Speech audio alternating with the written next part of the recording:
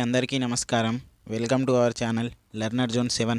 ఈరోజు మనం 5th క్లాస్లో లాస్ట్ వీడియో చేస్తున్నాం. తెలుగులో 9 and 10 లెసన్స్ 9వ పాఠం మరియు 10వ పాఠం.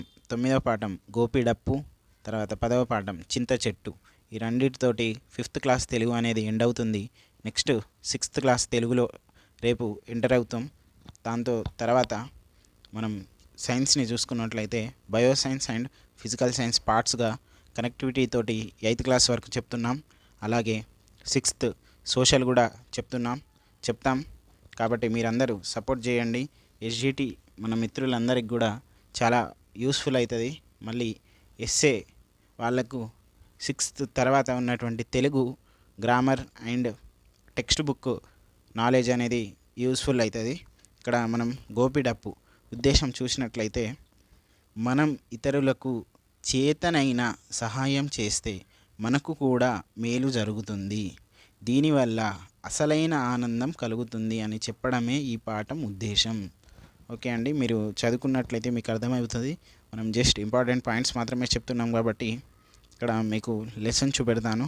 ఇదంతా కూడా లెసన్ మీరు ఒకసారి చూడండి. చూసినట్లయితే మీకు అర్థమవుతుంది. ఇక్కడ ఏ ప్రక్రియకు చెందింది అంటే కథా ప్రక్రియకు చెందింది. తర్వాత ఏ ఇతివృత్తానికి చెందిందంటే పిల్లల స్వభావం ఇతివృత్తం. ప్రతి ఒక్కటి మనకి ఇంపార్టెంట్. ఇక్కడ మనకు బిట్స్ ఇచ్చారండి, అంటే గ్రామరు, విభక్తి ప్రత్యయాలు ఇచ్చారు. అంటే చూద్దాం. వాక్యంలో పదాల మధ్య అంటే సంబంధాన్ని ఏర్పాటు చేసి అంటే ఏర్పరిచే వాటిని విభక్తి ప్రత్యయాలు అంటాము. ఇక్కడ మనం నెక్స్ట్ స్లైడ్లో చూసినట్లయితే వాటి గురించి ఇంకా కొంచెం క్లారిటీ ఇచ్చారు. అంటే టెక్స్ట్ బుక్లో చూసినట్లయితేనే మీకు అర్థమవుతుందని ఇట్లా తీసుకొచ్చాం. ఇక్కడ చూడండి, పాలు సేమియాతో పాయసం చేశారు. సేమియాతో అంటే అది హెల్పింగ్ వర్బ్ అనేది మీరు గుర్తుపెట్టుకోండి. నెక్స్ట్, జయ కోసం రామన్న బొమ్మలు తెచ్చాడు. కోసం ఓకే. ఇక్కడ శివ గురించి వాళ్ళ అమ్మ బడికి, ఇక్కడ గురించి ఇక్కడ కి వెళ్ళింది. తర్వాత సుష్మితకు ప్రజ్ఞ చాక్లెట్లు ఇచ్చింది. హనుమంతుడు రాముని యొక్క దూతలాగా లంకకు వెళ్ళాడు. ఇవన్నీ కూడా ప్రత్యయం చూద్దాం మనం ఒకటి. ఇక్కడ తో అనేది చేతన్ తోడంతో అంటే తృతీయ విభక్తి. ఇవన్నీ కూడా ఇంకా హై క్లాసులలో వస్తాయి మనకు 6th క్లాస్లో. కానీ ఇక్కడ జస్ట్ ఇంట్రడక్షన్ ఇచ్చి వదిలేసిండు 5th క్లాస్లో. ఇక్కడ చూద్దాం వాటి యొక్క డెఫినేషన్. పై వాక్యాలలో గీత గీసిన అక్షరాలను పదాలను గమనించారు కదా. ఇవి లేకుంటే వాక్యాలు పూర్తి అర్థాన్ని ఇవ్వడం లేదు కదా. అంటే ఇవి వాక్యంలో పదాల మధ్య సంబంధాన్ని ఏర్పరుస్తున్నాయి. అలాంటి అక్షరాలను పదాలను విభక్తి ప్రత్యయాలు అంటాము. ఇక్కడ ఇంకా కొన్ని ఇచ్చారు, అవి మీరు చూసుకోండి. నిఖిల్ వాళ్ళ పెద్దమ్మతో ఇక్కడ ఊరికి పోయాడు. ఇవన్నీ కూడా మీరు చూసుకోండి. ఓకే అండి, నెక్స్ట్ మనం లెసన్ చూసినట్లయితే 10వ లెసన్ చింత చెట్టు. ఇక్కడ మనకు చింత చెట్టు యొక్క ఉపయోగం గురించి, ఇంకా చెట్లకు రకాలు, వాటి యొక్క ఉపయోగాలు కూడా చెప్తున్నారు. ఇక్కడ ఉద్దేశం చూసినట్లయితే, చెట్లతో మనకు అవినాభావ సంబంధం ఉన్నది. చెట్లు ఆకులు, పూలు, కాయలు మొదలుకొని కాండం వరకు అనేక రకాలుగా ఉపయోగపడుతున్నాయి.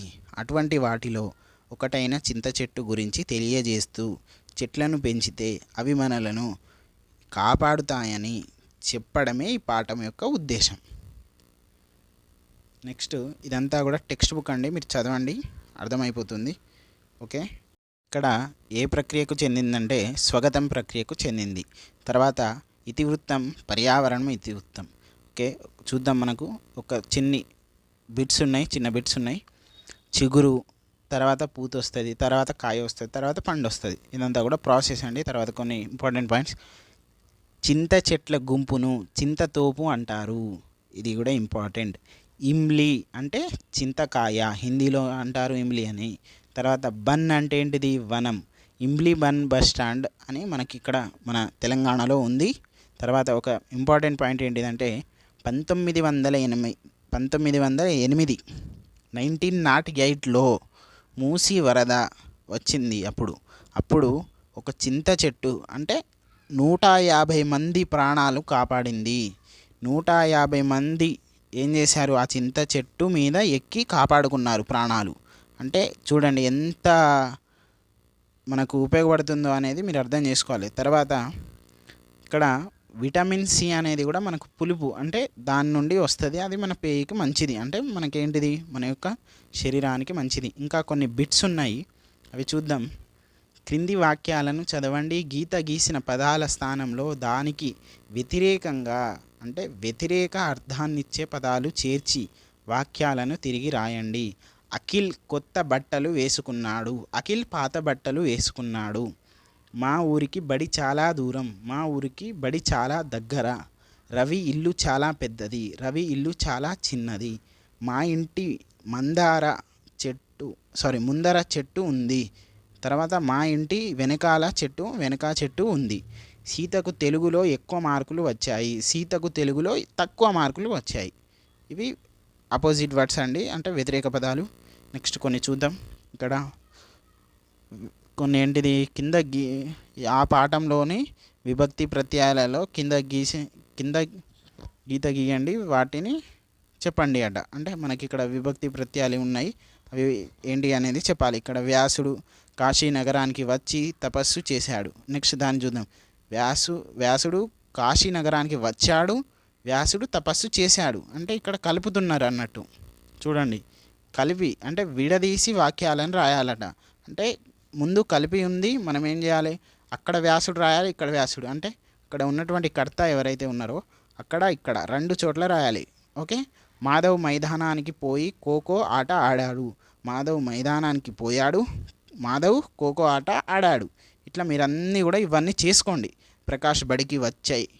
గోడ మీద వార్తలు రాశాడు. అంటే ఏంటిది, ప్రకాష్ బడికి వచ్చాడు, ప్రకాష్ గోడ మీద వార్తలు రాశాడు.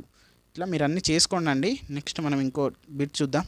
ఇక్కడ చూద్దాం, కింది రెండు వాక్యాలను కలిపి ఒకే వాక్యంగా రాయండి. అంటే ఏంటిది, యాదయ్య పూలు తెచ్చాడు. దీనికన్నా ముందు ఏంటిది, విడదీయాలన్నట్టు. ఇక్కడ కలపాలి అంతే, ఇంకేముండదు. వీటి మీద ఖచ్చితంగా ఒక బిట్ వస్తుంది, ఎవరికో ఒక మాత్రం సెషన్లో వస్తుంది. యాదయ్య పూలు తెచ్చాడు.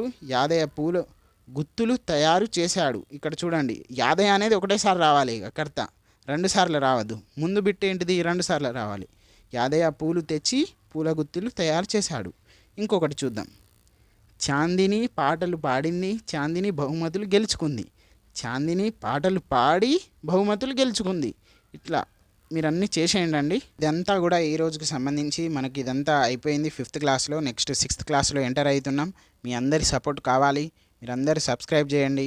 వీడియోస్ మీకు నచ్చుతున్నాయని అనుకుంటున్నాం. మీరు లైక్ చేయండి. తర్వాత మన మిత్రులందరికీ కూడా షేర్ చేయండి. థ్యాంక్ యూ అండి.